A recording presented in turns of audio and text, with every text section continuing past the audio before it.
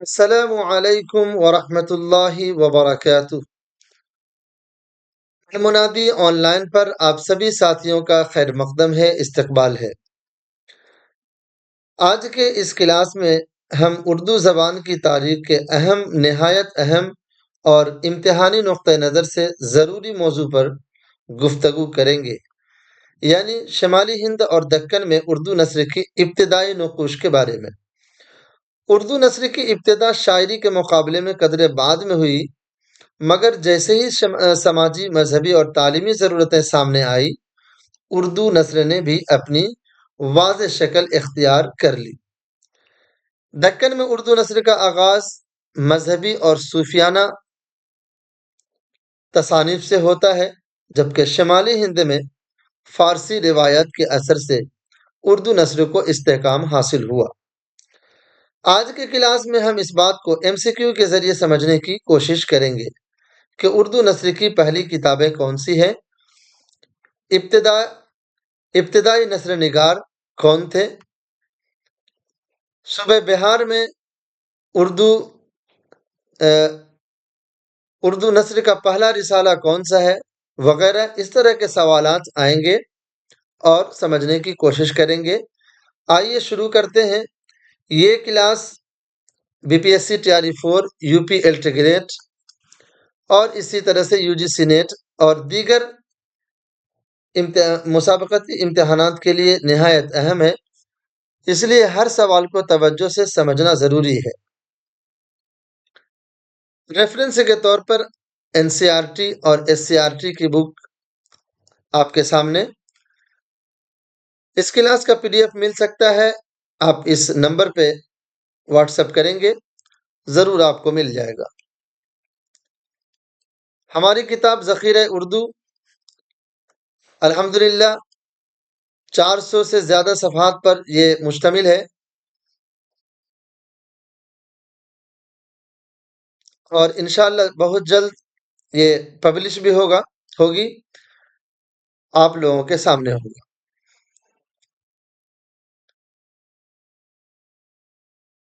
دعا کریں جلدی یہ کتاب منظر عام پر آئے اور آپ لوگ اس سے فائدہ حاصل کر سکیں۔ شروع کرتے ہیں شمالی ہند میں اردو کی ابتدائی نثر و نقوش کے بارے میں۔ حالانکہ بعض سوالات دکن کے بارے میں بھی آئے گا، دکن کے بارے میں بہت سارے سوالات آئیں گے، لیکن زیادہ تر سوالات شمالی ہند میں اردو کی ابتدائی نثر و نقوش کے بارے میں آئیں گے۔ شمالی ہند میں اردو الفاظ و فقرات کا استعمال سب سے پہلے اپنے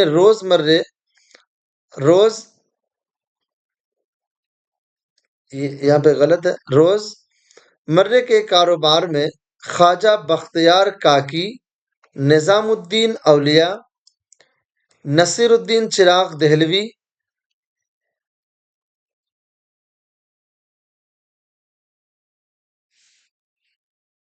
بابا فرید گنج شکر اور بو علی قلندر وغیرہ نے کیا تھا۔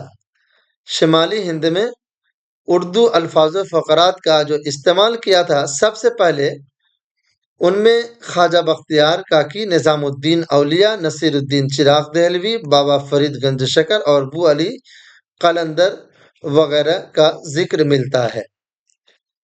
اب آئیے سوالات دیکھتے ہیں، اہم معروضی سوالات آپ کے سامنے۔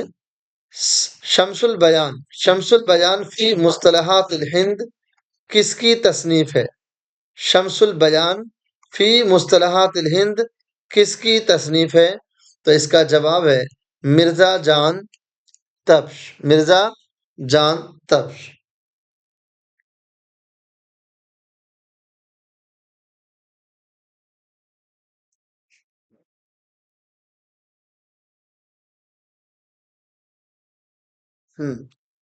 مرزا جان تبش اردو کے کلاسیکی شاعر تھے، ان کا تعلق دبستان لکھنؤ سے بتایا جاتا ہے۔ وہ بنیادی طور پر غزل گو شاعر تھے۔ ان کی معروف تصنیف دیوان تبش ہے۔ ان کا شمار 18ویں صدی کے اہم شعراء میں ہوتا ہے۔ 18ویں صدی کے اہم شعراء میں ہوتا ہے۔ ٹھیک ہے، اگلا سوال دیکھیے، فارسی تصنیف روضۃ الشہداء کا اردو ترجمہ کس نام سے کیا گیا؟ فارسی تصنیف روضۃ الشہداء کا اردو ترجمہ کس نام سے کیا گیا؟ کربل کتھا کے نام سے۔ کربل کتھا کے نام سے۔ ٹھیک ہے، تو روضۃ الشہداء کا اردو ترجمہ جو ہوا وہ کربل کتھا کے نام سے ہوا۔ روضۃ الشہداء کس کی تصنیف ہے؟ ملا واعظ حسین کاشفی کی تصنیف ہے، اور یہ فارسی زبان میں ہے، ابھی اوپر آیا فارسی زبان میں ہے، روضۃ الشہداء فارسی زبان میں ہے، اور اسی کا اردو ترجمہ کربل کتھا کے نام سے ملا واعظ حسین کاشفی نے کیا تھا۔ ملا واعظ حسین کاشفی نے اردو میں اس کو کیا تھا۔ کربل کتھا اردو زبان میں امام حسین اور کربلا کے واقعے پر مبنی ایک مشہور تصنیف ہے۔ اس کا ترجمہ روضۃ الشہداء سے کیا گیا، ابھی جیسا کہ بتائیں، جس کا اصل متن فارسی ہے۔ اس کو اردو میں کیا گیا۔ اس کے مصنف کون ہیں؟ ابھی سوال میں آئے گا۔ آگے دیکھتے ہیں، شمالی ہند میں اردو کی ابتدائی نثری کتاب، شمالی ہند میں اردو کی ابتدائی نثری کتاب کسے تسلیم کیا جاتا ہے؟ نثری کتاب کے بارے میں کنفیوژن ہو جاتا ہے کہ نثری رسالہ، نثری کتاب تیاری 3 میں آیا تھا یہی سوال، ابتدائی نثری رسالہ کے بارے میں۔ ٹھیک ہے، تو کربل کتھا کا ذکر آتا ہے، کربل کتھا کا نام آتا ہے ابتدائی نثری کتاب کے بارے میں۔ یاد رکھنے والی بات یہ ہے کہ نثری کتاب ہونی چاہیے ابتدائی، شمالی ہند میں، تو کربل کتھا کا نام آئے گا۔ کربل کتھا جو ہے یہ کس کی تصنیف ہے؟ فضل علی فضلی کی۔ یہ تصنیف اردو نثری کی ابتدائی مذہبی اور تاریخی کتابوں میں شامل ہوتا ہے۔ مصنف اس کے فضل علی فضلی ہیں، فضل علی فضلی۔ یہ کتاب نہ صرف ادبی بلکہ امتحانی نقطۂ نظر سے بھی اہم ہے۔ سوالات میں کربل کتھا کے بارے میں جو ہے ایگزام میں کربل کتھا کے بارے میں ضرور پوچھا جاتا ہے۔ ٹھیک ہے، آگے دیکھیے، فضل علی فضلی نے کربل کتھا کتنی بار لکھا؟ تو اس کا جواب ہے 2 بار۔ کتنی بار لکھا ہے؟ 2 بار لکھا ہے، اور بتایا جاتا ہے کہ دوسری بار جو ہے آسان زبان میں لکھا۔ اردو نثر کے ابتدائی نقوش کے بارے میں تیاری 3 میں باضابطہ ایک پیراگراف آیا تھا، اور اس میں کئی سوالات اس سے تھے۔ 7واں سوال ہے، کربل کتھا کی سن تصنیف کیا ہے؟ اس کا جواب ہے جو NCERT میں لکھا ہے 1732 اور 33، یہ 2 تاریخیں اس میں موجود ہے۔ اگلا سوال دیکھیں، شمالی ہند میں تصوف میں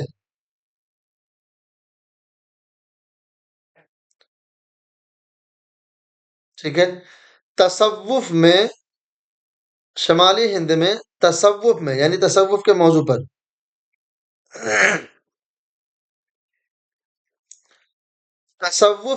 موضوع پر جامع جہاں نما نہیں، جامع جہاں، یہ تصوف کے موضوع پر ہے۔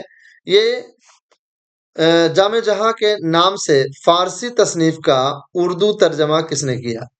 شمالی ہند میں تصوف میں یعنی تصوف کے موضوع پر جامع جہاں کے نام سے فارسی تصنیف کا، ٹھیک ہے، فارسی تصنیف، اب یہ کون سی کتاب تھی وہ فارسی میں رہی ہوگی، اسی کا یہ جو ہے جامع جہاں کے نام سے اردو میں ترجمہ کیا گیا ہے، اور یہ ترجمہ کرنے والے ہیں معین الدین حسین، معین الدین حسین۔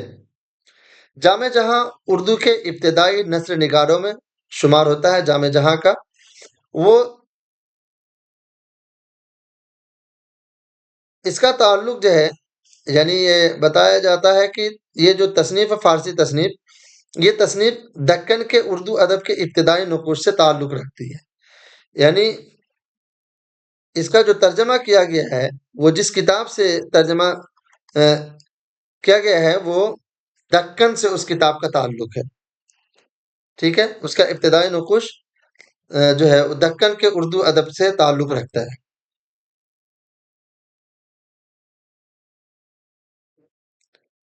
جامع جہاں کا کام دکن میں اردو نثر کے ترقی اور استحکام کے لیے اہم ہے۔ تو یہ جامع جہاں کے بارے میں یہ بات تھی، اور اردو کے ابتدائی نقوش میں ان کا بھی نام آتا ہے۔ اگلا سوال ہے جامع جہاں کی سن تصنیف کیا ہے؟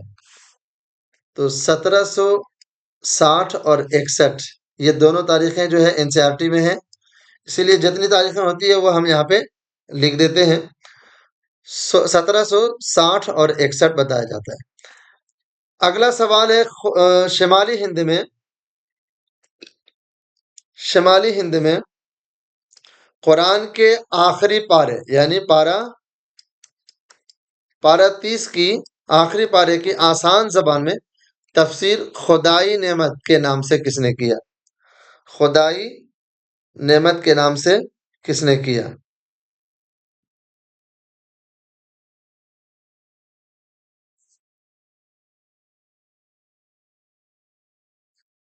تو اس کا جواب ہے شاہ مراد اللہ انصاری سملی۔ شاہ مراد اللہ انصاری سملی خدائی نعمت قرآن کے آخری پارے کی آسان زبان میں تفسیر خدائی نعمت کے نام سے شاہ مراد اللہ انصاری سملی نے کی۔ اس کے بارے میں بھی یہ بتایا جاتا ہے کہ خدائی نعمت اردو نثر کے ابتدائی مذہبی تصنیف ہے۔ یہ کتاب دینی اور اخلاقی تعلیمات پر مبنی ہے، اور یہ کتاب بھی، یعنی یہ خدائی نعمت، جب یہ جس عہد میں جامع جہاں لکھی گئی تھی، اسی عہد میں خدائی نعمت بھی لکھی گئی ہے۔ تو اس کا یہ جو ہو جاتا ہے وہ 18ویں صدی 18ویں صدی کی یہ تصنیف ہے۔ جامع جہاں اور خدائی نعمت بھی 18ویں صدی کی تصنیف ہو گئی۔ ٹھیک ہے،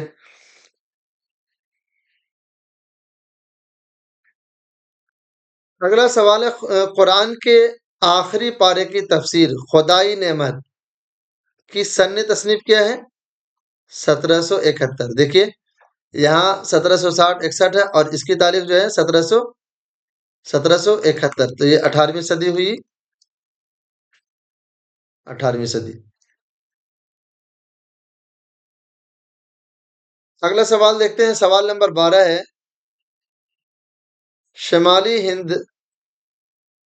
شمالی ہند میں اردو میں مکمل قرآن کا لفظی ترجمہ کس نے کیا؟ شمالی ہند میں اردو میں مکمل قرآن کا لفظی ترجمہ کس نے کیا ہے؟ شاہ رفیع الدین نے اس کا لفظی ترجمہ، مکمل قرآن کا لفظی ترجمہ، مکمل قرآن کا لفظی ترجمہ۔ اگلا سوال دیکھیے، شاہ رفیع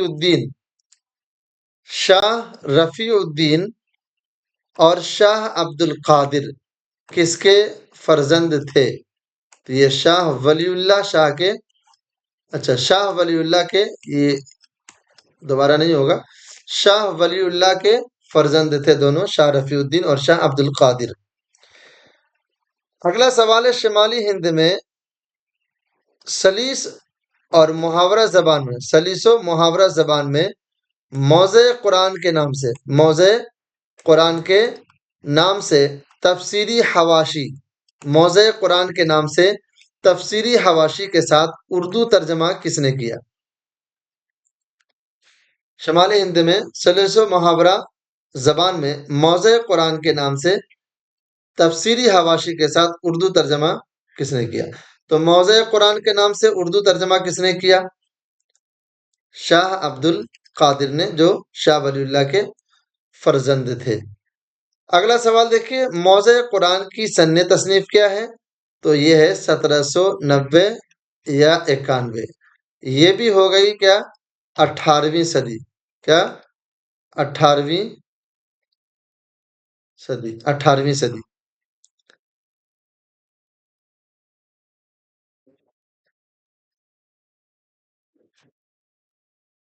18ویں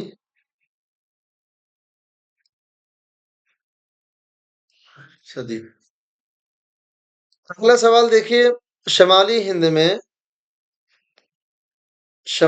ہند میں انجیل کے ترجمے اردو زبان میں کس نے کیا تھا؟ شمالی ہند میں انجیل کے ترجمے اردو زبان میں کس نے کیا تھا؟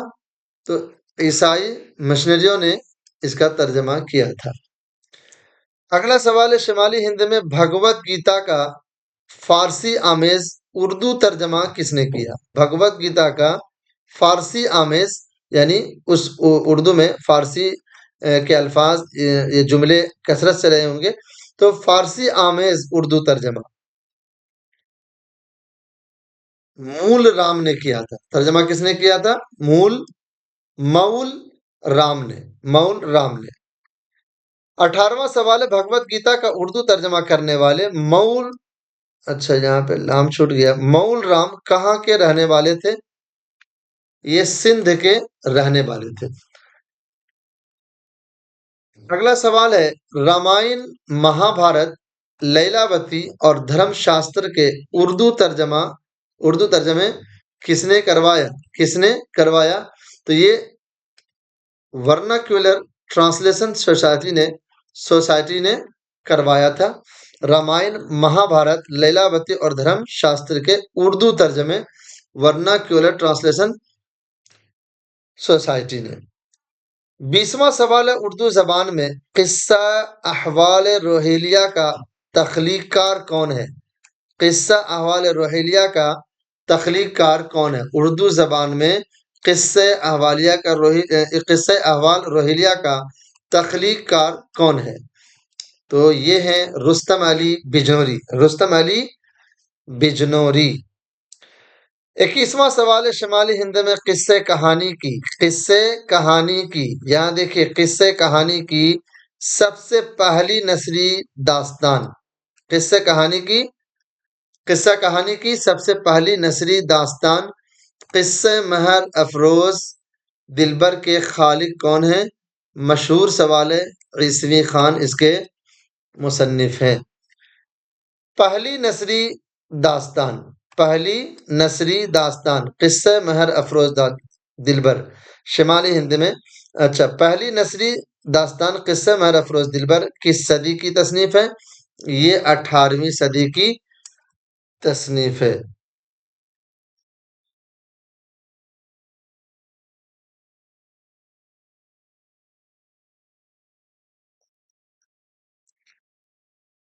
اچھا یہ 18ویں صدی کی تصنیف ہے، اور عیسوی خان اس کے جو ہے مصنف ہے۔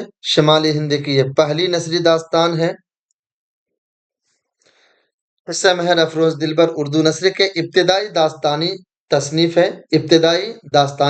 ہے۔ یہ محبت اور رومانی کہانیوں کی نمائندہ ہے۔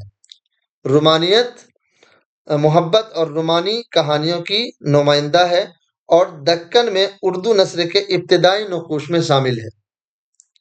یہ دکن کے بارے میں بتا رہی ہے، تو غلط بات ہو گئی۔ شمالی ہند میں یہ پہلی نثری داستان ہے، دکن نہیں بلکہ شمالی ہند میں اردو نثر کی ابتدائی نقوش مانی جاتی ہے۔ ابتدائی نثری داستان قصہ مہر افروز دلبر 18ویں صدی کی تصنیف ہے، اس کے مصنف عیسوی خان ہے۔ 23واں سوال ہے، داستان نو طرز مرصع کے تخلیق کار کون ہیں؟ تو ان کے جو تخلیق کار ہیں وہ میر محمد حسین عطا خان تحسین، ان کے نام کو تھوڑا سا الٹ پلٹ بھی کر دیا جاتا ہے، عطا حسین خان تحسین، میر محمد عطا حسین. تو تھوڑے سے نام میں چونکہ بہت لمبا چوڑا نام ہے، آگے پیچھے لوگ کر دیتے ہیں. 24واں سوال ہے، داستان نو طرز مرصع. مرصع مرصع کیا ہے صحیح؟ اس کو دیکھ لیجئے. کس صدی میں لکھی گئی داستان نو طرز مرصع جو ہے کس صدی میں؟ یہ بھی 18ویں صدی کی تصنیف ہے، یعنی 1700 کچھ میں لکھی گئی ہوگی. 1700 کچھ میں لکھی گئی ہوگی.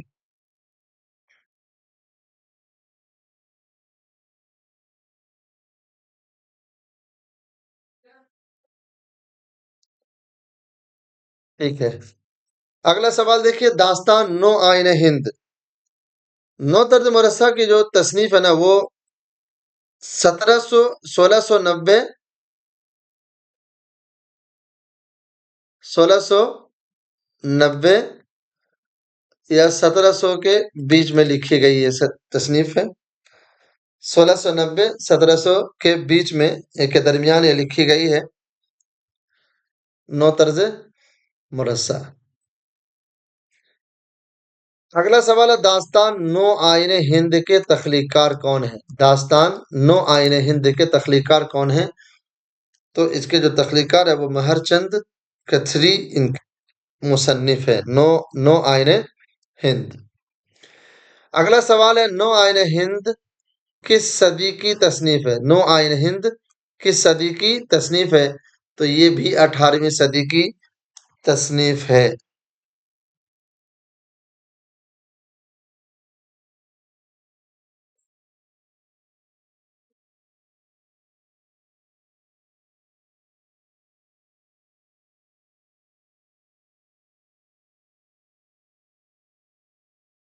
اگلا سوال ہے،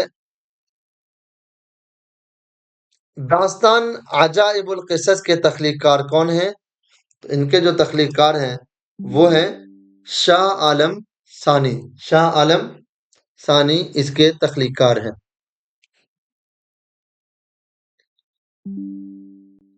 عجائب القصص 28واں سوال ہے، عجائب القصص کی سن تصنیف کیا ہے؟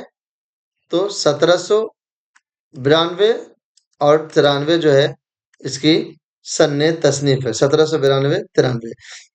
سبھی 18ویں صدی کی جو ہے تصنیف، ابھی اوپر کئی تصانیف جو ہے آئے وہ 18ویں صدی کی تصنیف ہے. اور داستان عجائب القصص کے بارے میں بھی ہے کہ وہ 1792 93 میں لکھی گئی ہے. شاہ عالم کی تاریخ پیدائش اور وفات کیا ہے؟ تاریخ پیدائش اور وفات کیا ہے؟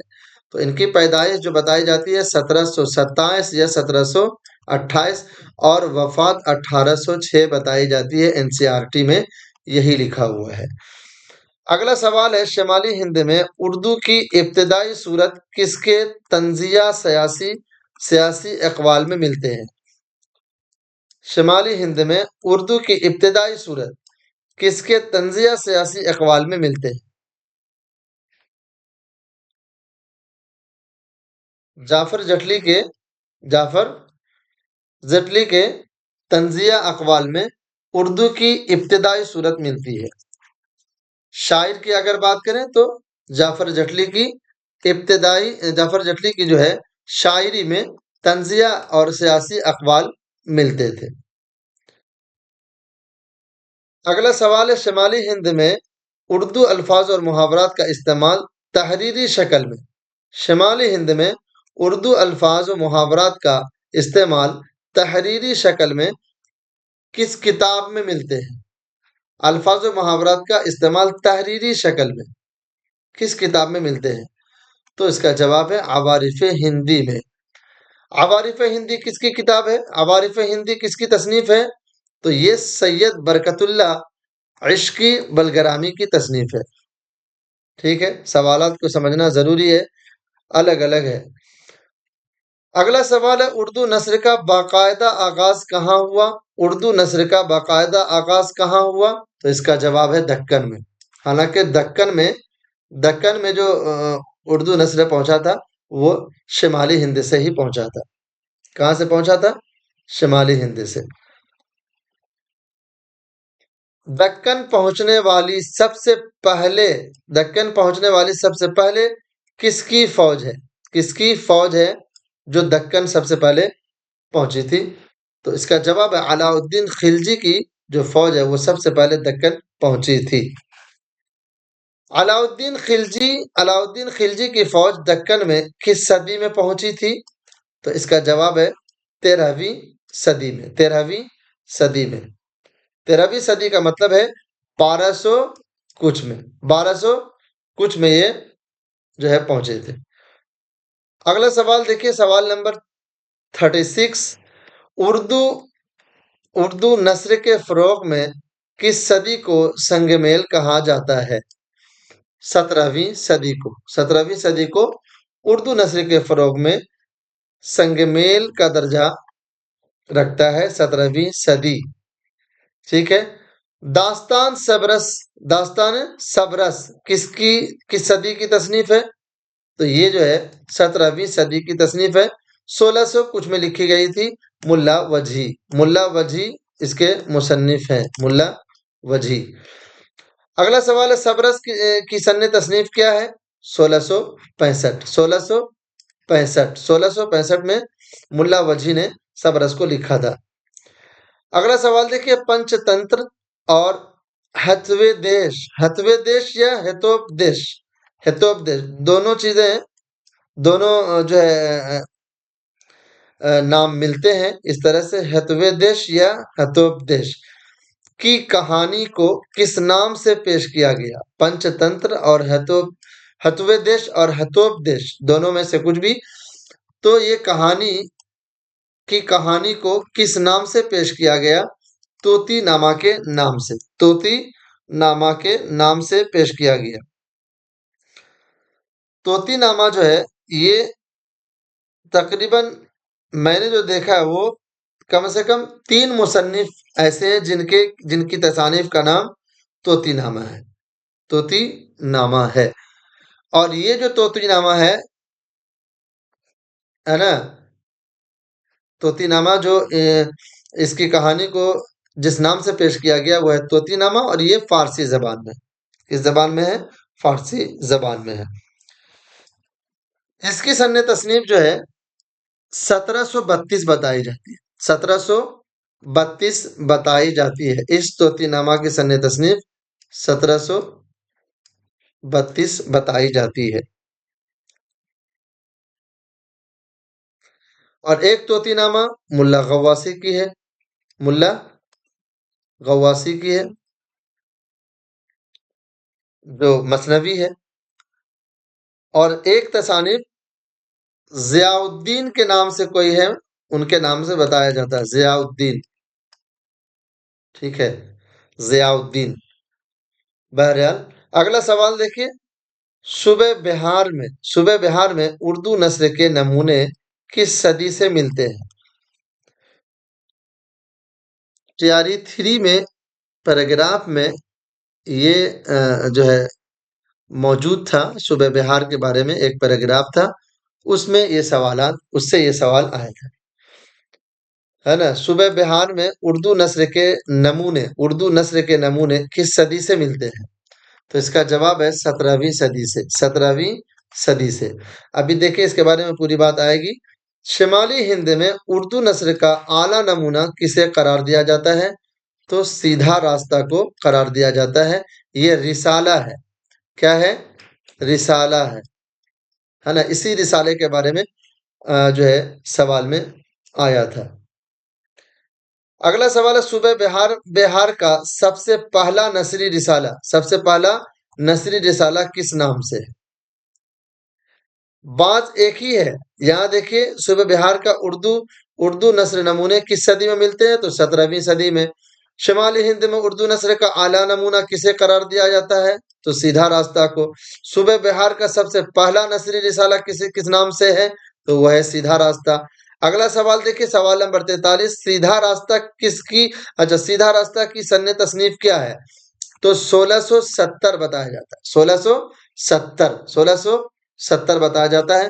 اور کربل کتھا کی سن تصنیف کیا ہے؟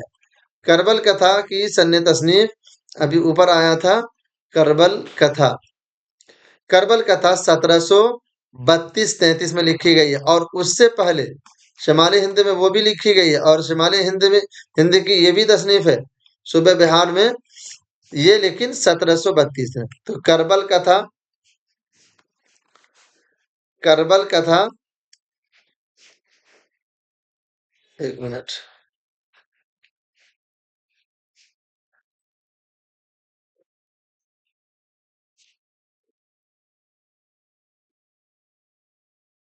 کربل کا تھا کہ سن تصنیف 1732-33 ہے نا، اور سیدھا راستہ اس کی سن تصنیف 1670۔ تو پہلی نثری تصنیف یہی ہوئی، لیکن فرق کیا ہے؟ سیدھا راستہ جو ہے، یہ سیدھا راستہ یہ رسالہ ہے، کیا ہے؟ رسالہ ہے، اور کربل کا تھا کتاب ہے۔ تو پہلی کتاب اگر بات ہو شمالی ہند کی پہلی نثری کتاب، تو بات ہو جائے گی کربل کتھا کی۔ پہلا نثری رسالہ تو بات ہو جائے گی سیدھا راستے کی، سیدھا راستہ دونوں طرح کا ہے، سیدھا راستہ کی۔ لیکن اگر نثری نمونے کی بات ہو جائے، نثری نمونے کی بات ہو جائے تو کربل کتھا وہاں پہ کام نہیں آئے گا، بلکہ سیدھا راستہ آپ کو جواب دینا پڑے گا۔ نثری نمونے کی بات اگر ہو جائے، کیونکہ اس کی جو ہے نا یہ نثری جو ہے رسالہ جو ہے سیدھا راستہ، یہ 1670 میں لکھی گئی ہے، کربل کتھا 1732 میں، 32 یا 33 میں۔ سیدھا راستہ کس نے شائع کیا؟ رسالہ سیدھا راستہ کو کس نے شائع کیا ہے؟ تو قاضی عبد الودود نے شائع کیا ہے، ٹھیک ہے۔ رسالہ نماز اور اسحاق کا رسالہ ماتیہ کس صدی کی تصنیف ہے؟ تو یہ 17ویں صدی کی تصنیف ہے۔ جس عہد میں سیدھا راستہ لکھا گیا اسی عہد میں یہ بھی لکھی گئی ہے۔ آگے دیکھیے، شیخ شرف الدین یحییٰ منیری کے قلمی نسخہ کو کس نے متعارف کرایا؟ پروفیسر حسن عسکری نے متعارف کرایا، اور 1100 کچھ میں، شاید کہ یہ 1100 کچھ بتایا جاتا ہے، 1160 50-60 کے قریب میں یہ تصنیف لکھی گئی ہے، 50-60 کے درمیان یہ تصنیف لکھی گئی ہے۔ قلمی نسخہ جو ہے،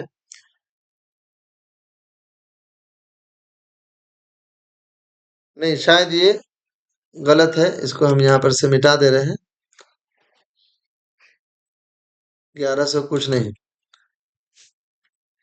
امیر خسرو کے تعلق سے کوئی بات یاد آ گئی، اسی لیے ذہن وہاں چلا گیا۔ شیخ شرف الدین یحییٰ منیری کا قلمی نسخہ کہاں موجود ہے؟ قلمی نسخہ کہاں موجود ہے؟ تو منیر شریف میں موجود ہے، پٹنہ میں یہ ہے۔